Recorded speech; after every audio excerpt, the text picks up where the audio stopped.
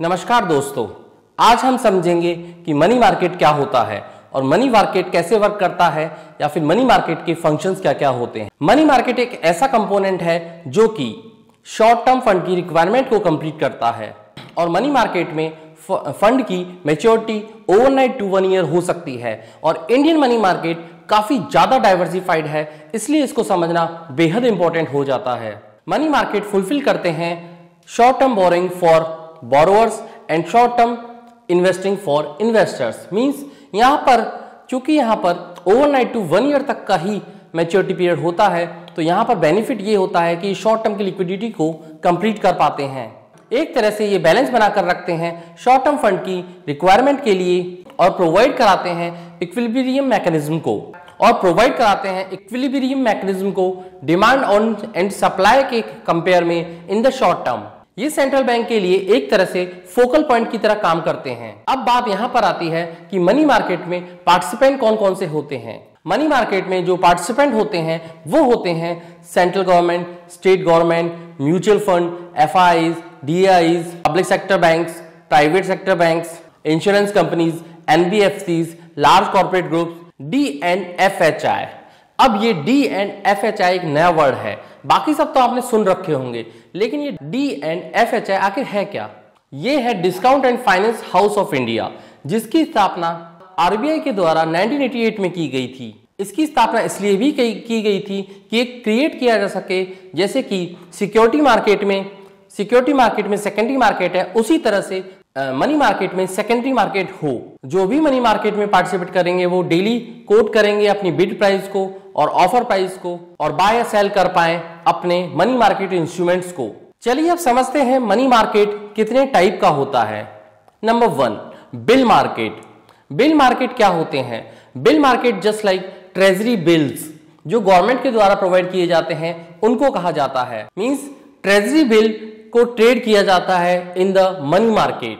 Number 2, commercial bill market. Commercial bill के अंदर आते हैं commercial papers, certificate of deposits, commercial bills etcetera. Number 3, acceptance market. इनको use किया जाता है जब इंपोर्ट एक्सपोर्ट होता है और यहाँ पर बैंक्स की एक्सेप्टेंस मैंडेटरी है, यहाँ पर रिस्क भी लो होता है। Number 4, call money market. Call money market actually overnight के लिए फंड होते हैं या फिर कॉल मनी मार्केट में 1 डेज से लेकर 14 डेज तक के लिए फंड प्रोवाइड किए जाते हैं। मींस कॉल मनी मार्केट में ओवरनाइट टू फोर्टनाइट तक फंड प्रोवाइड किए जाते हैं और इसमें मोस्टली इंटरबैंक ट्रांजैक्शन ही होते हैं। 1 डे के लिए अगर लैंड किया जाता है मनी को तो वो कहलाता है कॉल मनी, और 1 डे से above means 2 days to 14 days तक मनी को लैंड किया जाता है तो वो कहलाता है नोटिस मनी या term money.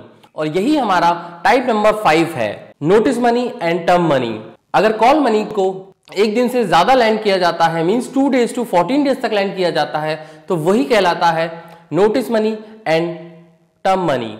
Type number 6, CBLO, collateral borrowing and lending obligations. Means ये वो लोन होते हैं जो प्रोवाइड कराते हैं आपको fund in the behalf of collateral. Means आप कुछ ना कुछ चीज गिरवी रखेंगे और आपको उसके बिहाफ पर मनी प्रोवाइड करा दिया जाएगा for the short term. Type number 7 है repo market, means repurchase option. अब आपने सुना ही होगा जब भी मॉनेटरी पॉलिसी आती है तो कुछ ना कुछ चेंजेस दिखते हैं रेपो रेट में या फिर इस तरह की रेटों में। तो यहाँ पर फंड कौन दे रहा है? यहाँ पर फंड देता है आरबीआई बैंकों को, जिसे हम रेपो रेट कहते हैं। और करंटली में रेपो रेट 6% आ गया है, जो कि 9 अप्रैल 2025 की मॉनेटरी पॉलिसी में रिड्यूस होकर 6.25 से 6% तक हुआ था। आरबीआई की बाय मंथली मॉनेटरी पॉलिसी में बाय संजय मल्होत्रा जी के द्वारा, जो कि आरबीआई के लेटेस्ट गवर्नर हैं। अब हम बात करते हैं function of the money market. Money market के क्या क्या फंक्शंस हैं और मनी मार्केट की जरूरत क्यों पड़ी? नंबर 1, मनी मार्केट हेल्प करता है कमर्शियल ट्रेड प्रोवाइड कराने में। मनी मार्केट प्रोवाइड करता है शॉर्ट टर्म फंड के लिए इंटरेस्ट अर्न करने में। Point number 3, money market remove करता है necessity borrowing of from RBI.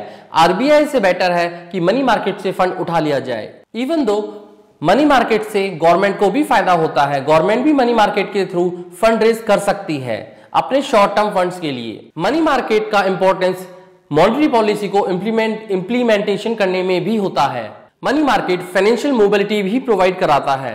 Point number 8, money market promoters को सेफ्टी और लिक्विडिटी भी प्रोवाइड कराता है। पॉइंट नंबर 9, आरबीआई के लिए मनी मार्केट एक तरह से इकोनॉमी में लिक्विडिटी का काम करता है। मनी मार्केट इसलिए ही बनाए गए थे क्योंकि ये एक ट्रांसपेरेंसी लेकर आए in the money market. Means for short term borrowing के लिए एक अच्छी खासी ट्रांसपेरेंसी होनी चाहिए, और शॉर्ट टर्म बोरोइंग के लिए मनी मार्केट बने हैं, ये खुद मनी मार्केट बनाने वाले कहते हैं, और स्टॉक मार्केट बने हैं फॉर द लॉन्ग रन। तो आशा करता हूं आपको आज का वीडियो पसंद आया होगा, और अगर आपको लगता है हम आपकी इन्वेस्टमेंट की जर्नी में कुछ वैल्यू ऐड कर पा रहे हैं तो प्लीज मेरे इस वीडियो को लाइक कीजिए, शेयर कीजिए, और प्लीज मुझे कमेंट कीजिए कि किस चीज पर आप वीडियो चाहते हैं।